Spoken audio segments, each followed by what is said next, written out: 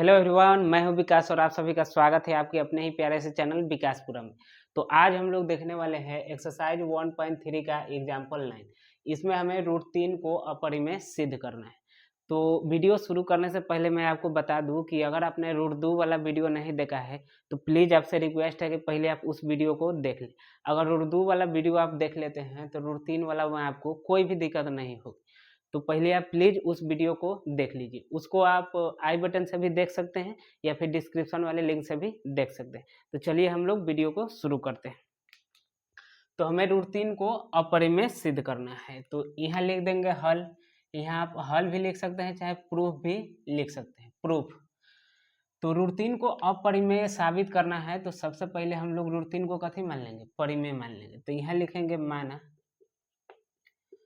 Root 3 एक परिमेय संख्या है, परिमेय संख्या है। तो रूट 3 को हमने मान लिया परिमेय संख्या। तो कोई भी परिमेय संख्या जब रहती है, मान लीजिए हमारे पास एक परिमेय संख्या है 25 बटा मान लीजिए 30 एक परिमेय संख्या है। तो इसको हम लोग कितना लिखते हैं? पी बटा क्यू लिख सकते हैं। कोई भी परिमेय संख्या को पी बटा क्यू के रूप में लिखा जा सकता है। तो रूट 3 को हमने परिमेय माना तो रूट 3 को लिख सकते हैं रूट 3 बराबर पी बटा क्यू। अब देखिए, जब परिमेय संख्या को पी बटा क्यू के रूप में रहता है तो कभी कभी नहीं कटने वाला रहता है या कभी कभी कटने वाला रहता है। जैसे अभी 25 बटा 30 है तो अभी तो कटने वाला है। तो देखेंगे ये दोनों कितना से कट जाएगा? ये दोनों कट जाएगा 5 से। तो 5 को कथी बोलेंगे? उभयनिष्ठ गुणनखंड। उभयनिष्ठ का मतलब दोनों में उपस्थित हो। ये उभयनिष्ठ गुणनखंड है, उभयनिष्ठ गुणनखंड।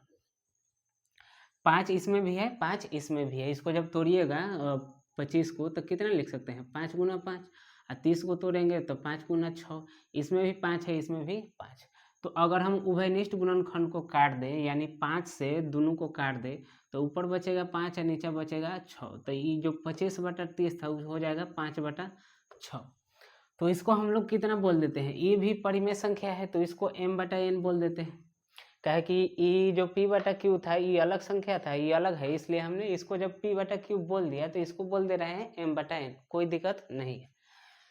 तो इसको जब अगर p बटा क्यू के रूप में है तो काटने के बाद अगर कुछ कटने वाला है तो उसको अगर हम काट दें,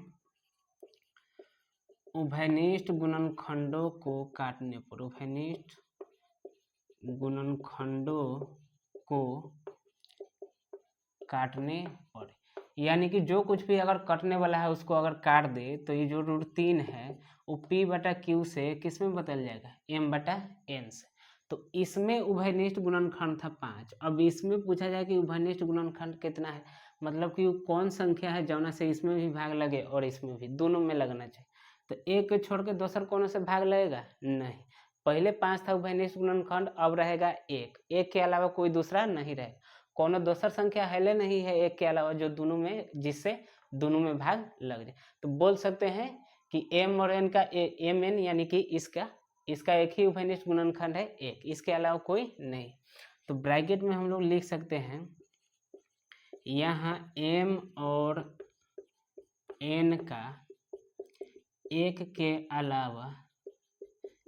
अलावा कोई अन्य चाहे कोई दूसरा उभयनिष्ठ गुणनखंड नहीं, कोई दूसरा उभयनिष्ठ गुणनखंड नहीं, गुणनखंड नहीं। ये बोल सकते हैं एक के अलावा दूसरा कोनो नहीं। इसका मतलब m और n में एक से छोड़ के दूसरा कोनो संख्या से भाग नहीं लगा। इस बात को आप याद रखें, सबसे इम्पोर्टेंट ये है और यही से साबित होता है। अब जरा देखिए कि ये दोनों संख्या बराबर है तो हम लोग दोनों तरफ अगर वर्ग कर दे, दोनों तरफ, इस साइड भी और इस साइड भी, तभी तो दोनों बराबर रहेगा। मतलब कि हम लोग वर्ग कर सकते हैं, स्क्वायर कर सकते हैं। रूट 3 का स्क्वायर हो जाएगा 3, स्क्वायर करेंगे तो m स्क्वायर बटा में कितना हो जाएगा? n स्क्वायर हो जाएगा। अब n स्क्वायर को इधर लाइए और 3 को वहाँ भेजिए तो कितना हो जाएगा? n स्क्वायर, ये चला इधर, इधर हो जाएगा m स्क्वायर बटा 3, यानी कि m स्क्वायर बटा में 3। अब जरा n को देखिए, n हमारा कैसा संख्या है? n कौन है? ये ना हमारा कथी है? n है। तो n हमारा बटा वाला संख्या ई n है, ई वाला कथी है? m। तो n हमारा पूरा संख्या है। पूरा पूरा, बटा उटा वाला नहीं ना, n हमारा ये 6 पूरा पूरा संख्या है। तो जब n पूरा पूरा संख्या है तो n का अगर स्क्वायर कर दे, इधर स्क्वायर चढ़ा दे तो 36 आएगा, तो वो भी कथी होगा, पूरा पूरा संख्या, यानी कि n स्क्वायर पूरा पूरा संख्या है। तो इसको समझिए कि एक पूरा संख्या है। इसका मतलब क्या है कि m स्क्वायर में हम भाग कर रहे हैं 3 से, तो पूरा पूरा संख्या आ रहा है। इसका मतलब 3 से m स्क्वायर में पूरा पूरा भाग लगेगा, तब ना पूरा पूरा संख्या आंसर में आएगा, नहीं तो बटा में आता भाग नहीं लगता। तो बोल सकते हैं कि 3m स्क्वायर को विभाजित कर दे रहा है, 3m स्क्वायर को विभाजित कर रहा है। तो 3m स्क्वायर को विभाजित कर रहा है अगर, तो 3 जो है m को भी विभाजित करेगा, काहे कि 3 कथी है, अभाज्य। तो अभाज्य अगर स्क्वायर को विभाजित कर रहा है तो अभाज्य जो है वो मेन संख्या को भी विभाजित करेगा, यानी m को भी विभाजित करेगा। इस सारा बात मैंने प्रमेय 1.3 में बताया, उसका लिंक भी डिस्क्रिप्शन में होगा या ऊपर के आई बटन से देख सकते। तो यहाँ लिख सकते हैं, इसलिए 3m को भी विभाजित करेगा, विभाजित करेगा। तो जो ये 3 है वो m को विभाजित कर रहा है, ध्यान दीजिएगा, 3 m को विभाजित कर रहा है, यानी 3 से m में भाग लग रहा है। तो एक बात जरा यहाँ देखिए कि 3 से m में भाग लग रहा है, वैसे ही 3 से भाग लगता है, जैसे 12 में लगता है, 15 में लगता है, 21 में भाग लगता है, इशारा में 3 से भाग लग रहा है। तो 3 से भाग लग रहा है तो जरा देखिए सब में 3 होगा, सब में 3 होगा, तभी तो 3 से भाग लग रहा है। तो इसको अगर 3 अलग हटा दे तो बचेगा कितना, 4, यानी 12 को लिख सकते हैं 3 गुना 4, 15 को 3 गुना 5, 21 को 3 गुना 7। ये सब लिखा गया 3 गुना कुछ और संख्या के रूप में, कहे कि 3 से भाग लग रहा था। अब मान लीजिए 8 है, तो 8 को आप 3 गुना कुछ नहीं लिख सकते हैं, कहे कि 8 में 3 से भाग नहीं लग रहा है। वैसे ही m में भी 3 से भाग लग रहा है, तो m को 3 गुना कोई और संख्या लिख सकते हैं। अभी 12 था तो हमको पता था 4, लेकिन m कितना है हमको पता नहीं है, लेकिन यहाँ कोनो संख्या होगा, यानी m जो है वो कौन रूप का होता है, 3k के रूप का होगा, या फिर 3y के रूप का आप लिख सकते हैं, जहाँ y के जगह या फिर k के जगह कोई संख्या आएगा। तो हम लोग m को कितना मान सकते हैं, 3 के मान सकते हैं। इसको मिटा देते हैं, फिर हम लोग m को मानेंगे, m को कितना मानेंगे, 3 के, कहे कि m किस रूप का है, 3k के रूप का है। तो चलिए पहले हम लोग इसको मिटा देते हैं। अब ध्यान दीजिए, यहाँ पर हम लोग मान लेते हैं, माना m बराबर कितना मान ले, 3k, कहे कि m 3k के रूप का हो जा रहा था, हम लोग देख लें। इसको मान लीजिए यहाँ जो भाग लगा है, इसको मान लीजिए समीकरण 1। अब m बराबर 3 के यहाँ रख दीजिए समीकरण 1 में m के जगह पर, तो यहाँ लिख दीजिए समीकरण 1 से, समीकरण 1 हमारा क्या है, n स्क्वायर बराबर है m स्क्वायर बटा 3, यह है समीकरण 1। अब m के जगह रख दीजिए 3 के, तो n स्क्वायर बराबर m के जगह 3 के रखेंगे, m के जगह रख दिए, स्क्वायर है तो स्क्वायर कर देंगे, नीचे 3 है तो 3, तो n स्क्वायर बराबर 9 के स्क्वायर बटा कितना हो जाएगा, 3 हो जाएगा। जब हम लोग इसको काटेंगे तो n स्क्वायर बराबर हो जाएगा 3k स्क्वायर। अब जैसे m स्क्वायर के बटा में 3 था, वैसे ही अब लाइए आप n स्क्वायर के बटा में लाइए 3, तो 3 को इधर भेज देते हैं, तो k स्क्वायर बराबर कितना हो जाएगा, n स्क्वायर बटा 3, n स्क्वायर बटा में 3। अब बताइए k पूरा पूरा संख्या है या फिर बटा वाला संख्या है, पूरा पूरा, कहा कि हम लोग m को लिख रहे थे 3 गुना k, तो ये जो k है एक जगह 1 2 3 4 कोनो पूरा पूरा संख्या आएगा, यानी कि k पूरा है तो k स्क्वायर भी पूरा पूरा संख्या आएगा। तो पूरा पूरा संख्या आ रहा है कब, जब हम n स्क्वायर में भाग कर रहे हैं 3 से, तो रिजल्ट में आंसर में पूरा पूरा संख्या आ रहा है, मतलब 3 से n स्क्वायर में पूरा पूरा भाग लग रहा है। तो कह सकते हैं कि 3 n स्क्वायर को विभाजित कर रहा है, इसलिए यहाँ 3 n स्क्वायर को विभाजित कर रहा है, विभाजित कर रहा है।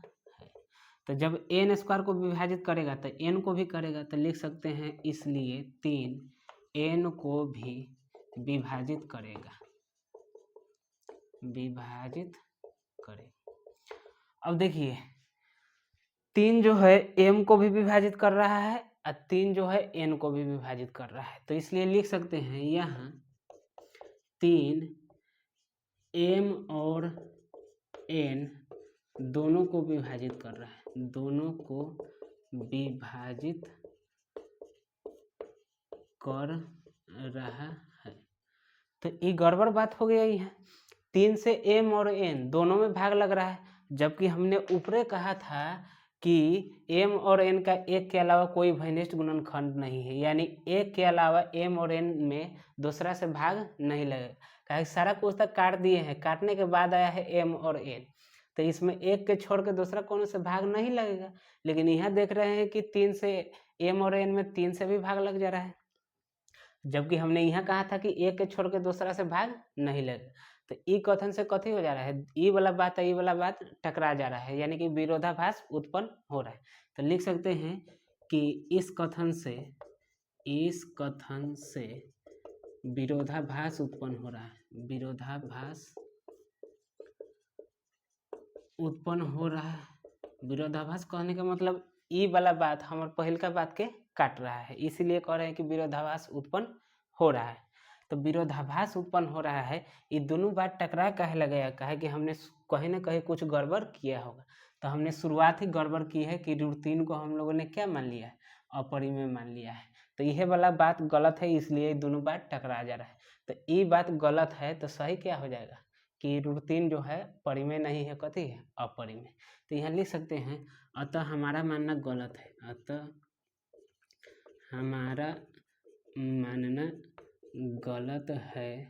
हमने गलत मान लिया है कि √3 परिमेय है, √3 परिमेय, यह ना हमने गलत मान लिया, तब तो दो बात हमारा टकरा गया। इसलिए हम लोग कह सकते हैं, इसलिए √3 हमारा कथी है, इसलिए √3 एक अपरिमेय संख्या है, अपरिमेय संख्या है।